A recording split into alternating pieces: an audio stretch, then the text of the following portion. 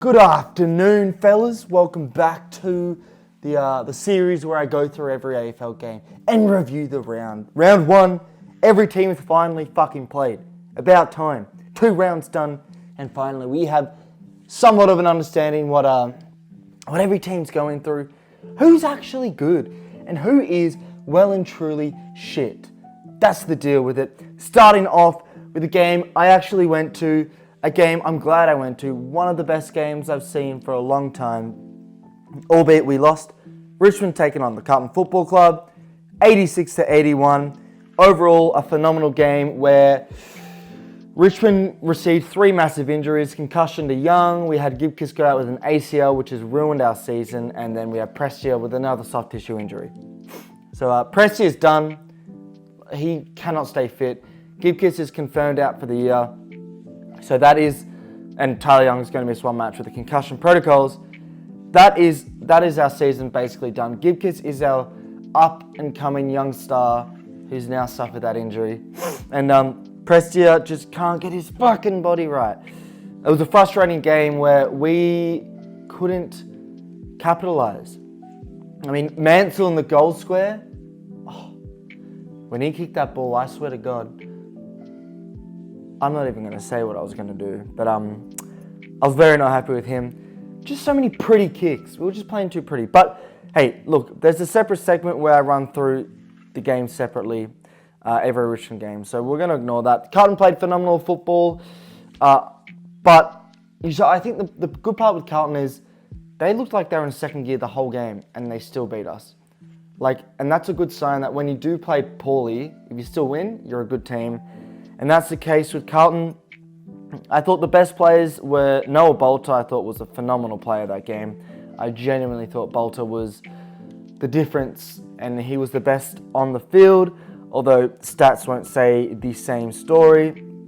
I thought our defenders, I thought Vlosten was amazing. Defended brilliantly against everyone, really. I thought Broad was phenomenal. Grimes stood up. Yes, Mackay and Kono kicked, I think, 6 goals between them. No, 5 goals between them. Mackay with 3. But I still thought our defenders played really well. The midfield battle was interesting. I thought Richmond won quite a lot of the midfield battle, which was quite nice to see, considering our midfield isn't that good. I thought Nate Curvis was really good as well. And for Carlton, Cripps probably gets the 3 votes, unfortunately. But I do think Bolter was amazing. However, that game just kind of, it's just a bit of an game, in terms of what we get out of it. We knew Carlton were a good team. We knew Richmond weren't a good team. Next up, Collingwood-Sydney. A fantastic game to watch, because when I saw that it was the second quarter where Sydney were dominating, watching that game, I just couldn't stop. I was glued to the screen enjoying it. Collingwood's downfall, 0-2! Fucking blood rushing through my veins. Oh my God. And Sydney, I am a big fan of Sydney. I like the culture of the Bloods. And watching them just kick goal after goal after goal, I mean, it was quite remarkable. The first quarter was interesting, and then the second and third quarter, Sydney ran away from it, with it, sorry. And overall, they were just a much better team. Last week, when Collingwood lost to GWS, I thought Collingwood were as good, if not better, than GWS. But this week, Sydney were well and truly better. 69-102, a 33-point victory to the Sydney Swans. Sydney and GWS and Gold Coast are 3 teams that are yet, and Carlton are 3 teams yet to lose a game. That sentence didn't quite make sense. But overall, I think the stars of the show, Chad Warner and the TNs, I mean, that was an interesting decision, as was Christian Petrarca in another game, which we'll talk about a bit later, against the Doggies, both rocking the new pair of shoes, and both Track and, in this game, Warner played pretty fucking well. Dacos had a really good game. De Goey, I thought, stood up as well. So the normals for Collingwood played well. I thought the ruck battle was really interesting, especially considering it was old club versus old club. Cameron's old club was Sydney. Grundy's old club was Collingwood. Logan McDonald finally looks like he's taking the heat of Buddy's throne. Obviously nowhere near the quality of Buddy Franklin, but he looks like he might be on the precipice of being there, if that makes any sense. Heaney was really good as well. Heaney, arguably man of the match. Goulden played a phenomenal game too. And overall, it was just a little bit of a wake-up call for Collingwood, who seem to be in a hangover, albeit they have lost to two teams that should be making top four this year. Both Sydney teams, or New South Wales teams. Next up, I'm getting good at watching these games. This game I watched in its entirety, and I was frustrated for Hawthorn because I thought Hawthorn were the better team. And if you're an Essendon fan, look, Essendon won 107-83, 24 points. Doesn't reflect the game that actually happened. Now, 17 goals 5 is what Essendon kicked. Remarkably accurate. Hawthorn were awful in front of goal. Experienced players, Bruce Gunston missing late in the game. 11 goals, 17 points. That's 28 scoring shots to 22. Now, scoring shots don't always tell the picture, but genuinely, that last quarter, if Hawthorn had a bit more accuracy and legs, they could have won. And I thought Hawthorn were genuinely the better team. I thought it was interesting to see tactically how Brad Scott lined up against Mitchell and vice versa. Interesting game to watch overall. As an Essendon fan, I wouldn't be happy because Hawthorn, yes, you're missing Parrish, but Hawthorn have all those injuries and they still looked a better team than you. And yes, you get the 4 points. Great, cool, Bob's your uncle, but game style wasn't quite there for me and I would be concerned. Stringer looked really good in this game. He kicked a lot of early goals and he just looked like a threat throughout the whole game. So he played a really good game, I thought. Man of the match, maybe. I think the likes of Perkins stood up. I thought Perkins was quite good. Merida, I thought, had an off game despite getting a lot of disposals. But I thought he had an off game. McGrath looked really good. And Mackay in defence on his first game. The debutants, Mackay was probably the only one who really shone. And Goldstein as well, sorry. Goldstein I thought had a really good game. But Gresham didn't look all that good. And Belnaro fella, he was all right. For Hawthorn, Weddle was phenomenal. I thought the midfield battled pretty well until towards the end of the game where they just couldn't win a clearance. Newcomb, Warple, I thought were pretty good. Having Will Day in that team will just make them a much better team. Ginnifin's first game was interesting. Thought he had a pretty good game. And I thought Gunston had a pretty frustrating game. Overall, what do we learn from that game? I think what we learned is that Essendon and Hawthorn are around about the same in terms of like where they should be. It's just Essendon got lucky that day. Next up, pretty boring game here, not much to cover. 121-82, GWS beat North Melbourne at home. Yes, there's 2 home games from 2 for GWS, so take it all with a grain of salt. Loads of scoring shots, 17 goals, 19 points. That is a total of 36 scoring shots. They looked the better team the whole day, and it kind of looked like, North Melbourne looked good, but GWS just stopped any sort of threat of a loss there.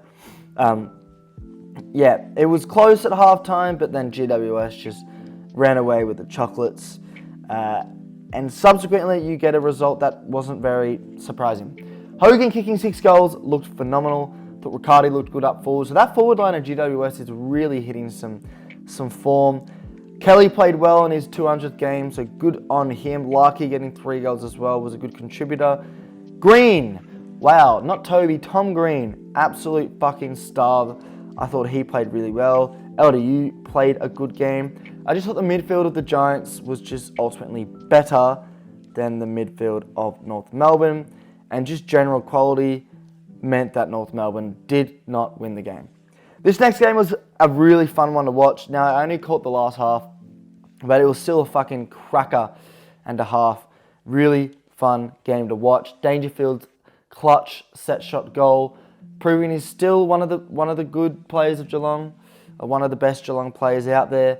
He stood up in the big moments, and he overall had a really class game. I thought a frustrating game for both teams. I feel like this was probably where the scoreline should have sat. Geelong were winning most of the time.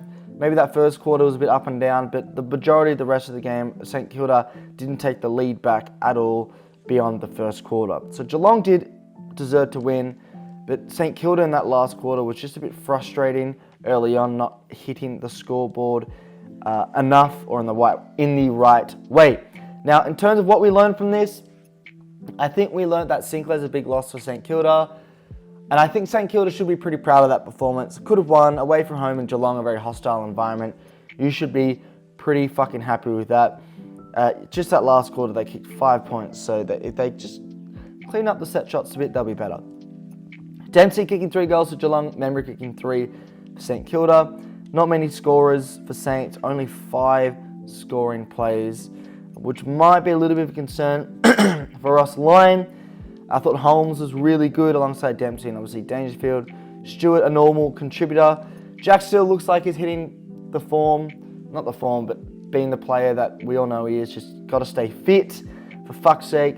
Marshall, Wangani Milera looks really good with some of that run as well. Overall, a fan of either of those teams. Happy. I know St Kilda would be frustrated they don't get the points, but I still thought they played well and they should be pretty happy with that performance.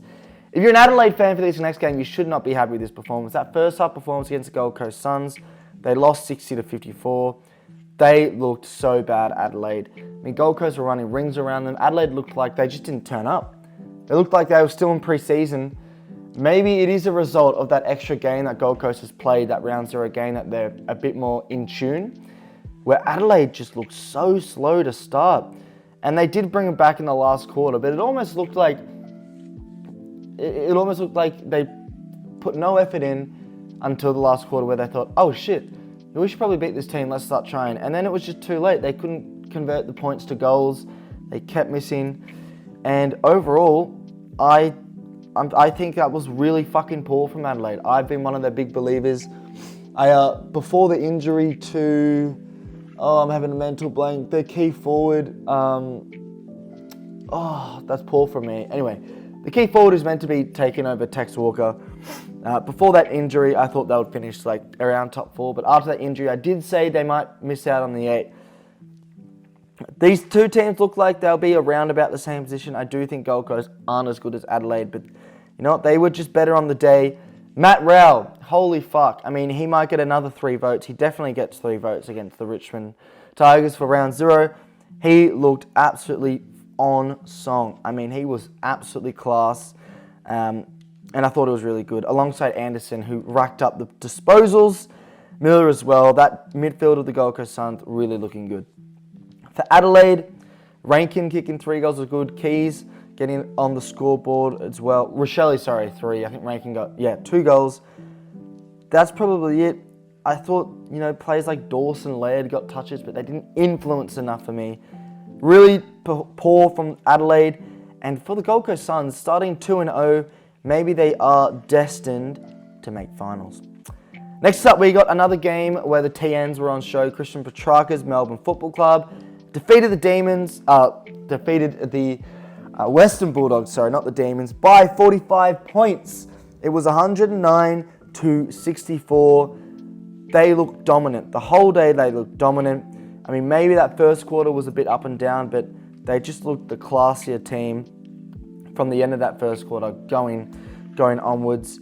And I was surprised. I thought it would be a much closer game. I did tip Melbourne. And by the way, tips I've got wrong. So I've got every tip right so far except the Collingwood-Sydney game I got wrong and the Adelaide-Gold Coast game I got wrong. Fucking Adelaide. This game surprised me how good they looked, Melbourne. How good Oliver looked. I mean, I was surprised that the strong midfield of the Western Bulldogs didn't pose a threat to them. Petrarca looked awesome as well. Gawn looked good. Billings, I thought, had a good game, which was surprising. I mean, the Dogs, their midfield played good. Like, Libba played well. Bont, you could say Chalor, you could say English. But it just wasn't good enough. It was not good enough. The forward line and the defence of the Western Bulldogs are letting them down. Yeah, the forward line struggled. Chandler kicking 3 goals. Van Bruin kicking 3 goals for the Melbourne Football Club. The only multiple goal kicker for the Dogs was Ugelhagen getting 2 goals, and that is about it.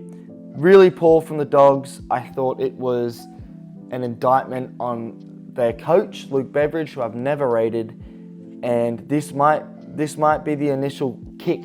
Like, yes, they played Hawthorn in pre-season, but that's Hawthorn.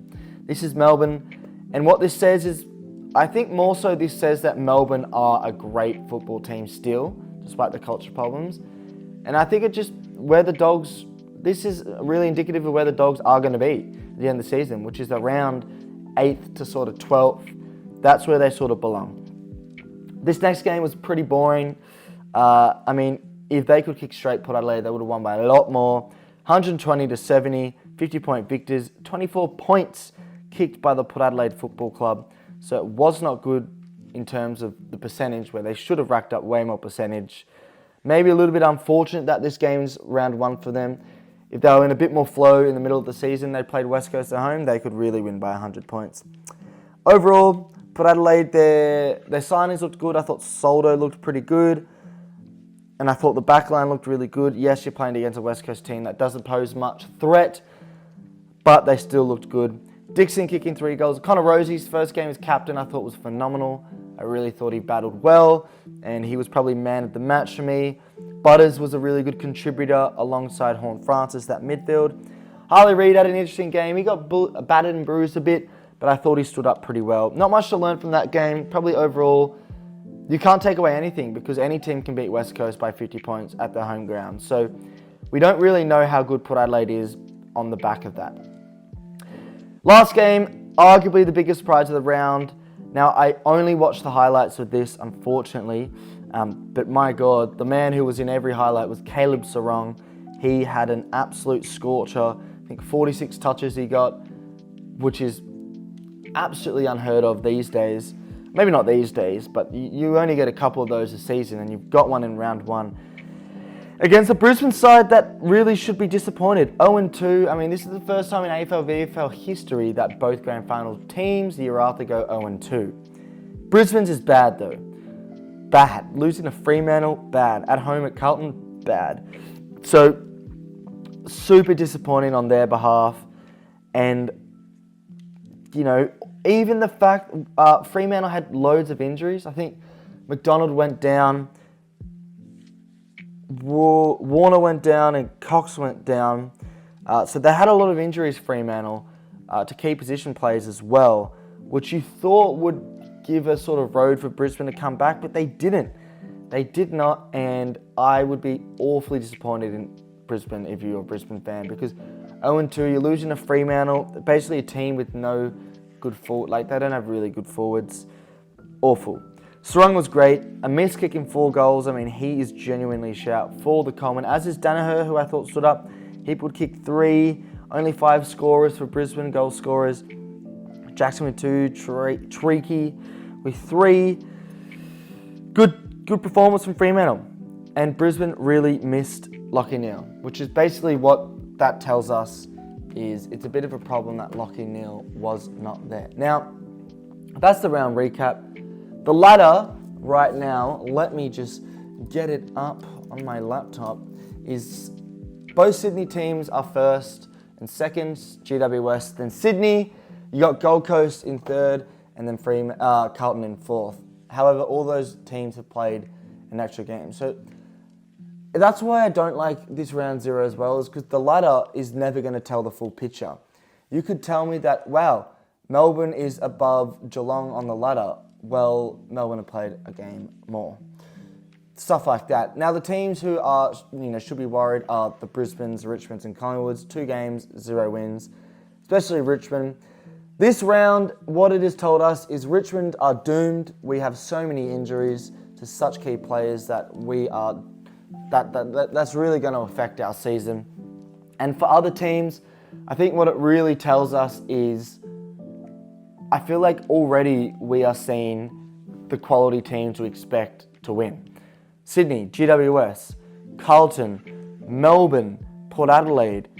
The only teams so far who I'm surprised aren't performing are the 2 grand final teams of last year. And that's such a fucking unlikely thing to see. Anyway, that's pretty much it. Thank you very much for watching. Make sure you like, subscribe, all the good stuff. Follow the TikTok, FTFooty. I'm going to go...